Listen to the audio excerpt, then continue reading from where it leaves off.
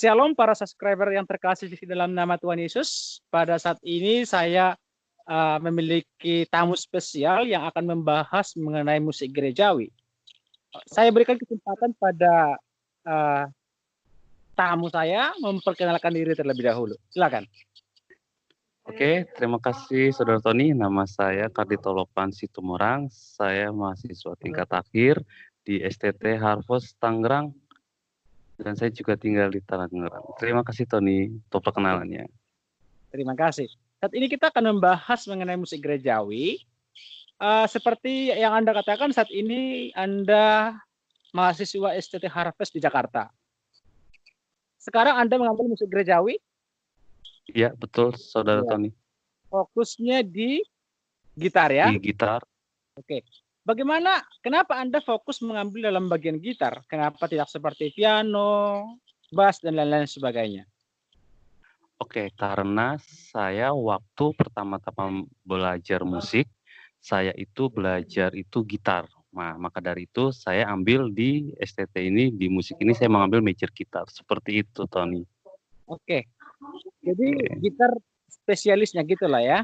Iya, betul. Apa yang membedakan musik gerejawi dengan musik sekuler? Oke, yang membedakan itu sebetulnya hanya musiknya mau dibawa kemana. Tapi kalau musik itu semuanya sama.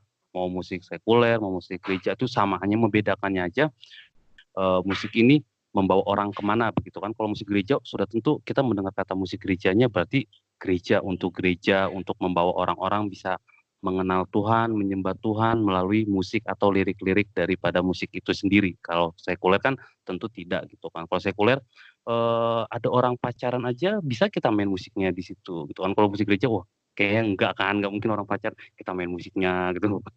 Seperti itu Tony. Terima kasih. Bagaimana pandangan Anda mengenai yang saat ini di gereja-gereja, di mana ada gereja yang menekankan full band, ada gereja yang menekankan a cappella tanpa musik. Bagaimana pandangan saudara? Oh, oke. Kalau untuk pandangan itu menurut saya pribadi tentunya begini ya. Kalau misalkan gereja yang memakai full band atau gereja yang memakai tidak full band itu sebetulnya kalau menurut saya itu sama aja. Cuma yang membedakan adalah caranya saja gitu. Karena musik itu tidak membatasi kita gitu ya, kita manusia itu berdoa atau menyembah kepada Tuhan, begitu kan. Hanya caranya saja gitu.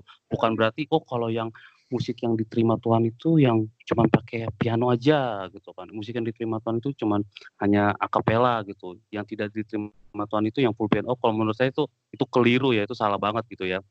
Hanya orangnya saja gitu kan. Terkadang kan kita bisa lihat ya, ada orang yang full band itu dia loncat-loncatan, begitu loncat-loncatan sehingga dia buat itu menjadi, saya menyembah Tuhan. Sedangkan kalau dipikir-pikir gitu ya, hanya loncat-loncatan dia udah capek begitu kan. Bagaimana mau menyembah Tuhan dia udah capek loncat-loncatan. Jadi musiknya tidak pernah salah sih, tapi orangnya saja yang membawa musik ini gitu kan seperti apa begitu. Jadi kalau pandangan saya sebetulnya musik sama, hanya orangnya saja yang membuat musik itu seperti keliru begitu kan. Tapi kalau untuk kita menyembah Tuhan itu sama semua kok. Tidak ada yang benar gitu. Yang begini musik yang benar untuk Tuhan, yang begini itu enggak sih. Itu keliru. Seperti itu sih, Ton. Oke. Seberapa pentingkah menurut Anda musik itu di dalam gereja? Apakah Anda setuju seperti ini? Musik gereja itu mendorong kita untuk memuji Tuhan. Artinya musik sebagai pendorong. Apakah Anda setuju dengan pandangan demikian? Makanya pertanyaan saya, seberapa pentingkah musik itu di dalam gereja? Tentu penting ya, karena tidak ada gereja yang tidak ada nyanyian begitu ya. Karena kita menyanyi saja itu udah musik. Karena musik itu sebetulnya sound and silent ya. Jadi ketika kita berdiam begitu atau kita cuman hanya berdiam aja itu juga udah musik gitu. Karena musik itu yang saya bilang tadi sound and silent. Jadi seberapa penting tentu penting karena melalui kita bisa semangat begitu ya. Ini beberapa contoh gitu ya. Beberapa contoh terkadang musik itu bisa membawa kita dari lirik saja itu kan sudah masuk bagian dari musik ya, lirik saja itu kita bisa mengenal gitu. Seperti kayak penggubah-penggubah, lagu-lagu hymn seperti kayak, apa namanya, kayak Fanny Crosby begitu kan. Bahkan kita bisa mendengar aja, dari lirik aja kita udah bisa, "Oh gila ternyata, kita tuh manusia memang Tuhan itu kita butuh Tuhan," gitu kan. Nah, jadi maksud saya seberapa penting itu sangat penting sekali gitu ya. Walaupun walaupun sebetulnya tanpa musik pun, tentu pasti Tuhan tuh akan terima kok ibadah dan doa kita gitu. Oke, saya mau mungkin mengangkat sebuah kasus tanpa menyebut gereja tertentu ya. Oke, Ada gereja-gereja tertentu yang mengatakan gini, dengan semangatnya musik, kita juga ikut semangat. Artinya musik ini terkesan sebagai dasar kita memuji Tuhan. Contohnya dalam dalam konteks penyembahan ya semakin semakin cepat itu musiknya semakin cepat yakin akan penyembahan itu. Tapi tidak ada musik merasa dia lemah imannya dalam bergereja, dalam beribadah. Apakah Anda setuju itu? itu kalau menurut saya, mungkin oke bisa setuju, tapi, kalau pertanyaan tadi Tony bilang itu hanya sebatas itu pertanyaan apakah bisa oke setuju, karena kenapa? Musik itu kan dia, bagian dari emosi dan jiwa gitu kan, emosi dan jiwa. Di mana musik tidak memiliki musik yang tidak memiliki emosi itu sebetulnya bukan musik, kan begitu kan. Nah, cuma yang disalahnya itu adalah yang berlebihan seperti itu, gitu. Karena memang betul musik itu unsurnya emosi dan jiwa gitu ya. Ketika musik tidak memiliki emosi itu bukan musik, wah kan. Tapi kalau yang berlebihan itu, nah itu sih yang memang disalahgunakan gitu kan. Itu yang salah yang menjadi menurut saya, terlalu berlebihan itu yang sangat salah lah seperti itu gitu. Tapi kalau emosi jiwa betul betul, karena yang seperti saya bilang tadi, bukan musik kalau tidak ada memiliki emosi seperti itu. Apakah Tapi bukan emosional ya, oke. apakah tidak terkesan salah kalau contohnya ya, eee, dia merasa ketika tidak ada musik musik dalam gereja merasa bahwa ibadah itu tidak tidak hidup gitu.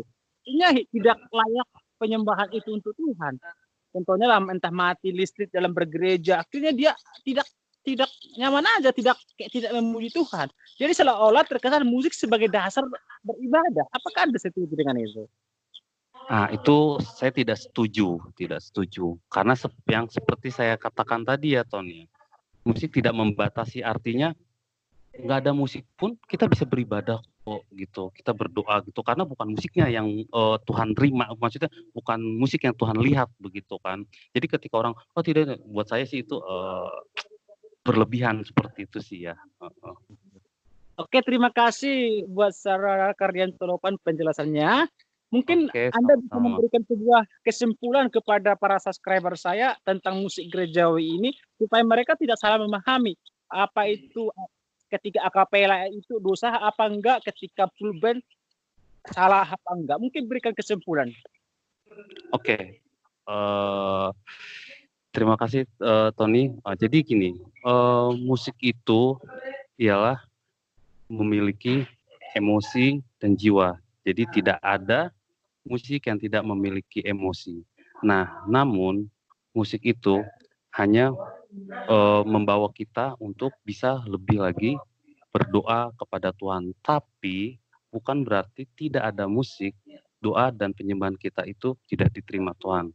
Seperti itu Tony. Jadi, walaupun tidak ada musik ataupun musiknya itu full band atau hanya piano saja atau bahkan hanya tepuk tangan saja, bukan musik itu yang Tuhan lihat gitu, tapi bagaimana hati kita, ketulusan kita itu menyembah, memuji kepada Tuhan. Seperti itu menurutku Oke, Tony. terima kasih buat Saudara Kardian Tolopan atas kesempatannya, atas pengetahuannya. Kiranya pemahaman ini dapat memberikan pengetahuan baru para subscriber saya. Mungkin berikan sapaan dulu para subscriber saya di channel Infulim International Ministry. Berikan salam dulu, sapaan. Hai para subscriber Impulim, God bless selalu ya. Jangan lupa aktifkan loncengnya. Oke, terima kasih Terima buat kasih Tony. Tuhan Yesus memberkati. Shalom. Yesus memberkati. Shalom.